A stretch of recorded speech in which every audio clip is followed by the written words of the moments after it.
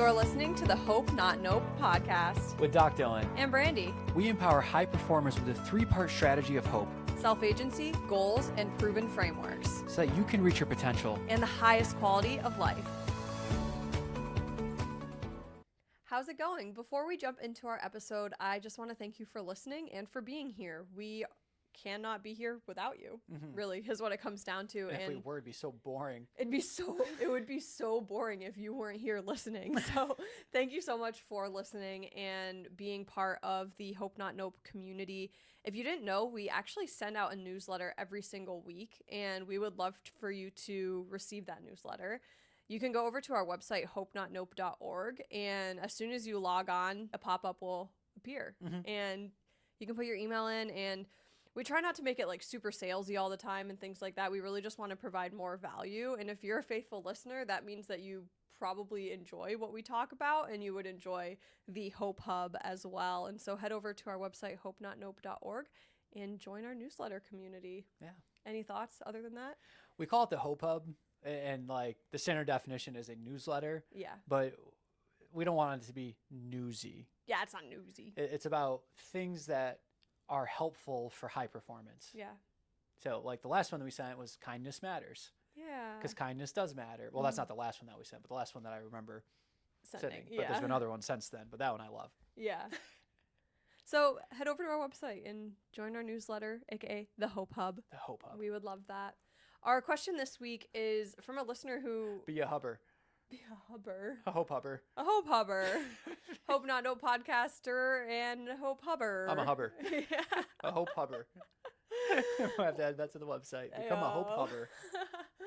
All right, focus. Yeah, focus. Let's go. In our last episode, we talked about Alex Honnold. And our listener referenced that, and they really loved our conversation. But it got our listener thinking about when to take the right risks and when to step outside your comfort zone. And they ask, like, what are our thoughts on that? Oh, I love that question. Thank you for listening to that previous episode and for sending us that question. I want to dive into this. Dive in, head first. So the best way I'm going to be able to dive into this is by using sports analogies. Of course. Go figure. Yeah. Weird. Shocker. So I want to talk about a zone to help define a comfort zone and when you would jump out of a comfort zone. Okay. So are we talking about zone like basketball? Like Syracuse basketball, the 2-3 zone, because that's all they ever do or used to do? I'll let you pick football or basketball zone. There's other zones too, like soccer, lacrosse, things like that. Were you planning on football? I'm open to whatever. I feel like we got to go with the 2-3 zone because we live near Syracuse and it's still basketball season, where football, we love football, we miss football. Gotcha. 2-3 zone and basketball. Okay. All right. So there's 5 people on the floor. They're a team, and each person on defense is responsible for a certain part of the zone. They have a certain area of boundaries that is their job and their role. And that zone can switch a little bit game to game depending on what the offense presents with, what you want to take away. But there's this zone that you're responsible for. And the first thing that you need to do is your job. Yeah. You have to do your job in the zone. If you get out of your zone and start taking risk, what typically happens, if it's not a calculated risk, is that it hurts the team. Yeah. So let's say that you are one of the top players in the zone, not like as one of the best, but near the top of the zone. So you're out near the 3-point line. And your role is to get in front of the guy flashing into the middle post and to cover that wing 3. Like that's the area that you're going to be responsible for. And you decide without evidence, without data, that instead of taking away the middle flasher, that you're going to pick a pass going back to the top of the key. And they fool you. Now the guy in the middle of the zone's open. So now the guys in the bottom of the zone have to come up to take away the ball, which is the guy now that has it in the middle of the zone at the foul line. So now a guy goes backdoor because this guy had to fill in for your job, or this girl had to fill in for your job. And that leaves the baseline open. And now they lob it over your head and they dunk it on your face and end up on SportsCenter, all because you took the wrong risk at the wrong time. You got out of the zone when you didn't have enough data to get out of the zone. Brutal. So I That got struggle dunked on. with this whole concept of you have to get out of your comfort zone to grow. Mm-hmm. Well, have you established the zone? Mm-hmm. Have you played your position well? And then once you do that, once you've completed your job and you watch film and you start to get tendencies on the other team, and now you get out of that zone because you have enough data to show that if I get out of my zone, it's going to be successful for my team. So what would that look like? Well, back to that example, we watch film and we see that, hey, this shooting guard always passes it back to the top of the key. 98% of the time passes the top of the key. When he has it, I want you to go and pick that pass. He's not going to the middle. If he does, hey, we're all on board with you because that was 2% of the time. Yeah. So go ahead and take that risk. So now you're in the zone, you're doing your job, and you go, the shooting guard has the ball. I'm going to sneak a little bit. Boom, I'm out of my zone because I have enough evidence to say that I should get out of it, to now expand that zone, get the steal, and now you go dunk on the other side. Now your team's on SportsCenter because you took a risk. Top 10. That was a good risk because you had the data to say that I should go do this. Mm-hmm. Wow, so you're painting the picture that staying in the zone is actually more important than stepping outside the comfort zone when you don't have enough data to support that stepping out the comfort zone is needed. Exactly. Wow. Exactly. Because here's what gets lost in the conversation. Amy Edmondson, researcher, has worked with all these different teams, Google, this, that, has done all this research, and she has found the key factor to a team performing at a high level is psychological safety. Wow. So, which is kind of like trust in your teammates. Trust in your teammates and trust that if you do take a risk, that the team is going to have your back because it was a good risk to take, right? Now imagine the team that they're like, this bonehead keeps trying to pick this pass and keeps putting me in bad positions and now is making me look bad because now instead of doing my job, I have to pick up their slack because they're messing this up. The animosity that creates versus a team saying, hey man, we trust you because we know that if you take the risk, that it's a good risk to take. And that even if it doesn't work out, we have your back because there's enough reason for us to believe in that risk for you to take. Wow. And you're not going to get rejected from us if you go to pick it and you miss it. So psychological safety is really the game changer. It's a game changer.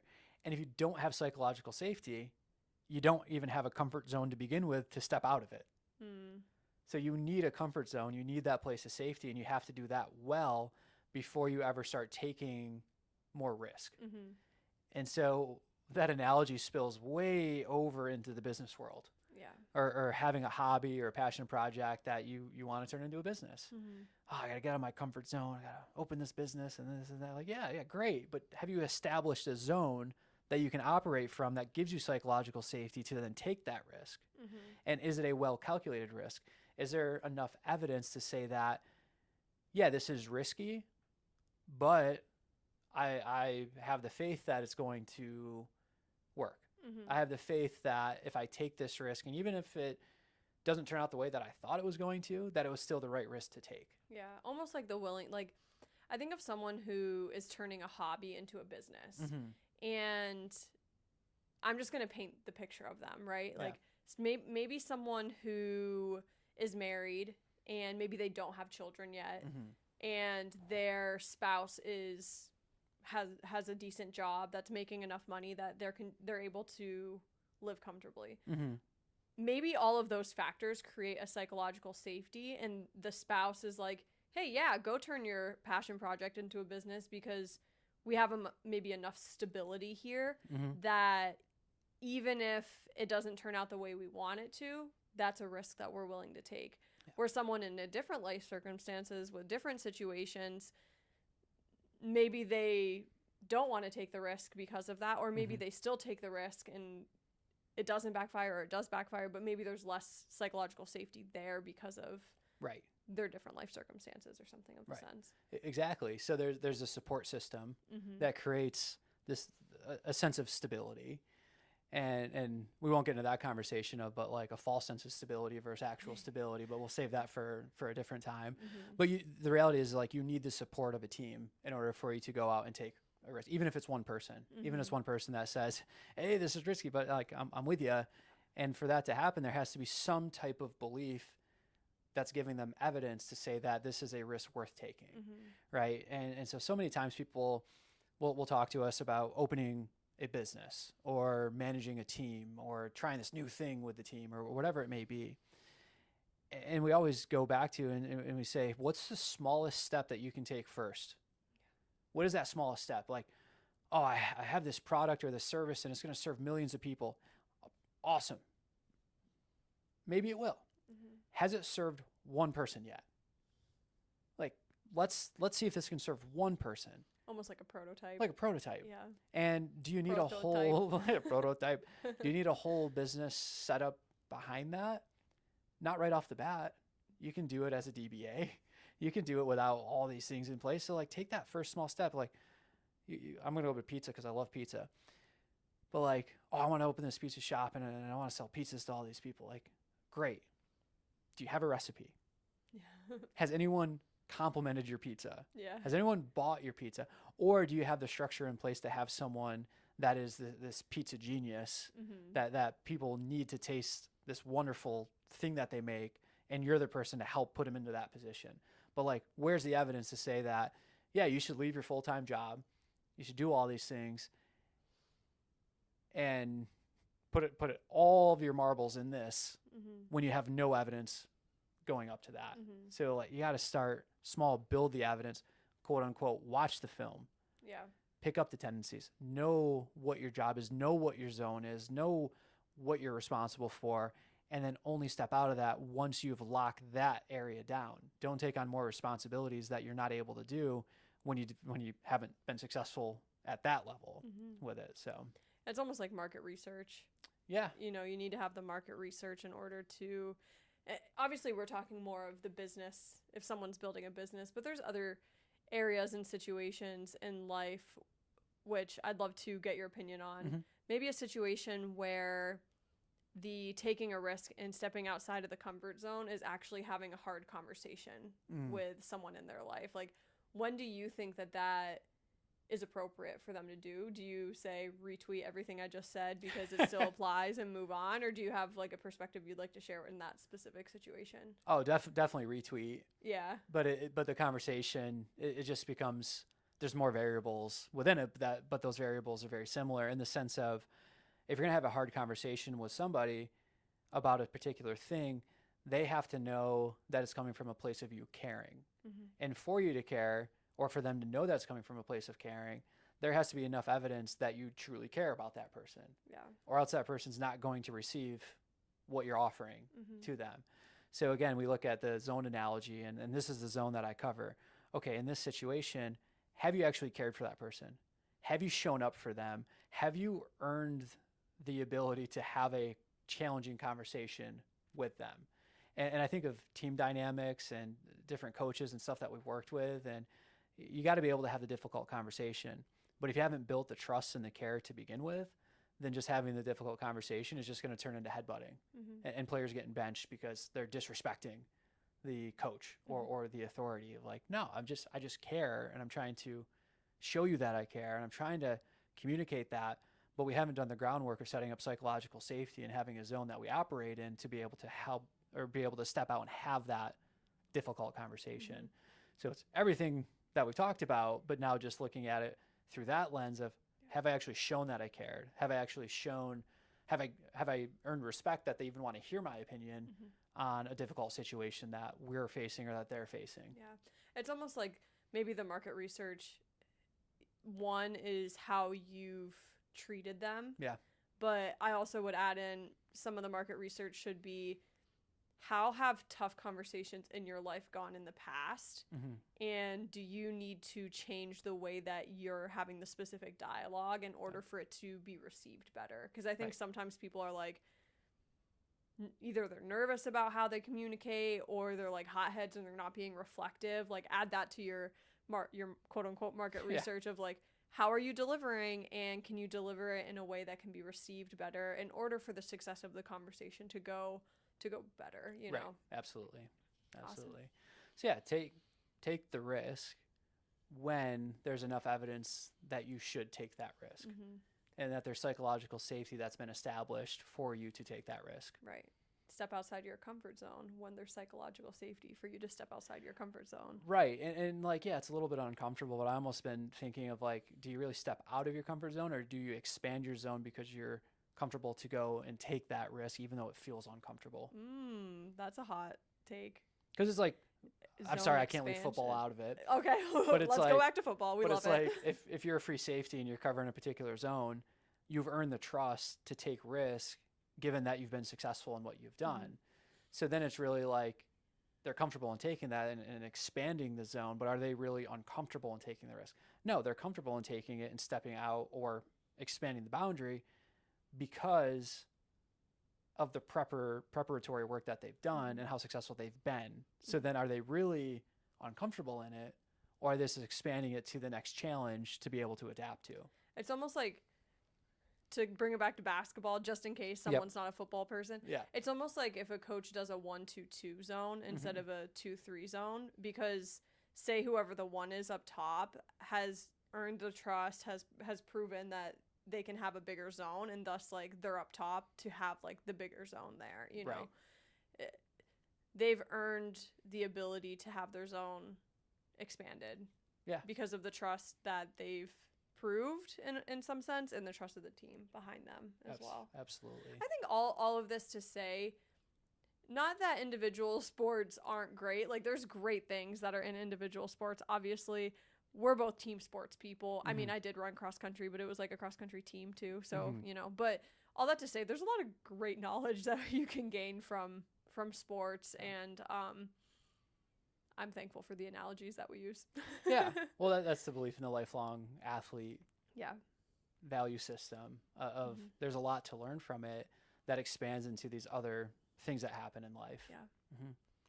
Hope story. Hope story time. You got one? I was going to look to you for this week. Okay, we're looking to me. The hope story that I am excited to share, because I like sharing hope stories, and it's fun. I think I saw a shark when we were in Florida. And one, how cool is that? Like, seeing a shark, but also just like, She says, cool. I ran out of the water. Yeah. Well, I kind of did back up. I was like, whoa, but I knew it was far enough away where it wasn't going to like jet forward or whatever. But I'm really thankful to be able to experience like different nature. And I think I've just shared a lot of different like nature things that has really filled my cup over the years. I mean, we brought up the eagles the one time and things like that.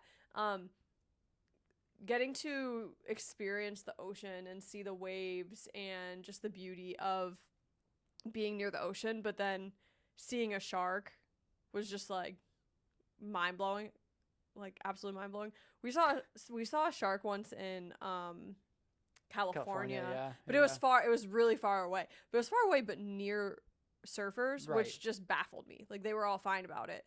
There was no one in the water other than us, and then we saw a shark. And there was almost like, whoa, okay. Yeah. But, yeah, I mean, it's just a little hope story, but I wanted to share that one. Oh, I love that. So comfort zone. Talk about not being in the comfort zone. Right. Get out of the comfort zone. Go near the shark? No. Psychological safety, not there. Not a good risk to take. But also, okay, let's bring it back to the comfort zone. I had a experience where I went too far out in the ocean once and was outside of my comfort zone when I did not have the data. I mean, I literally said earlier, was it in this podcast I said I wasn't great at swimming, or was that last week? I forget if it was this. Yeah, last week or regardless, like, I wasn't a great swimmer and all the things. Went in the ocean, got pulled out a little too far, was not in my comfort zone. Well, was out of my comfort zone without the data that I should be, right? And that was a not great experience. Although the perspective I gained from it was awesome. And it reminded me this time around, as well as Dylan, that because of how high the waves were, and also the evidence that there was hardly anybody in the water at the time, for us to go out deep into the water was probably not wise. So we stayed in our comfort zone in that moment, and it's a dang good idea that we did because I saw the shark. Right. Yes. Yeah, love it. Yep, that's my story. Shark zones. Yeah. Shark bait. Hoo-ha. Shark bait. Ooh-ah. Well, thank you for listening, and reminder to become a Hope Hubber. Yeah, Hope Hub. HopeNotNope.org, and the first thing that'll pop up, you'll see a Hope Hub sign up. Yeah. Have a great week, and remember, high performance isn't just about the strategy of hope, it's about becoming hope. Thank you for listening to the Hope Not Nope podcast. Please subscribe and share this episode. This podcast is for educational and personal development purposes only and is not considered health or medical advice. For personalized support, connect with a Hope Coach at hopenotnope.org.